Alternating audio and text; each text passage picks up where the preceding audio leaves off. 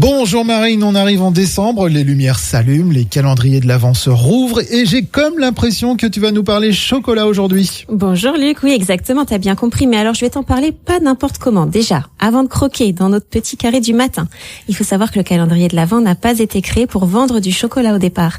En fait, au 19e siècle en Allemagne, on offrait plutôt aux enfants des images religieuses ou des phrases spirituelles pour patienter jusqu'à Noël.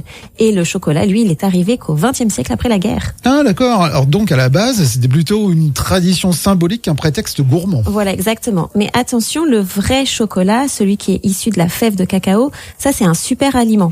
Parce que le cacao, c'est l'un des végétaux les plus riches en flavanols, qui sont de puissants antioxydants. Donc, ils améliorent la circulation sanguine, ils soutiennent la mémoire, ils favorisent la concentration, en aidant le cerveau à mieux s'oxygéner.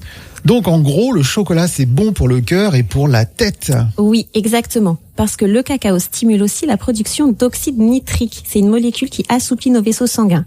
Et il contient du tryptophane, précurseur de la sérotonine. Tout ça, en fait, c'est l'hormone du bien-être.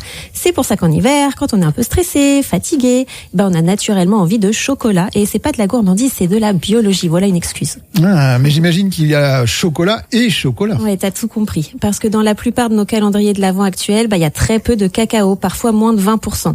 Ça veut dire qu'en fait, il reste que du sucre, des graisses et des arômes. Résultat, on perd les bienfaits du cacao et on gagne un pic d'insuline. Alors comment bien le choisir ce chocolat ?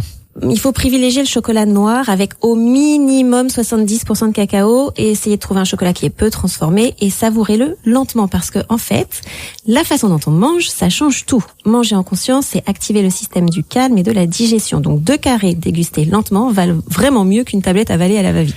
Donc en décembre, on garde le plaisir, mais on le savoure mieux. Exactement, Luc. Ce mois-ci, faites-vous plaisir, apprenez à choisir, apprenez à savourer et laissez le chocolat redevenir ce qu'il était à l'origine, un aliment sacré et un vrai allié santé. Merci Marine et on te retrouve la semaine prochaine sur Horizon pour une nouvelle chronique santé avec pleine de douceur. Oh.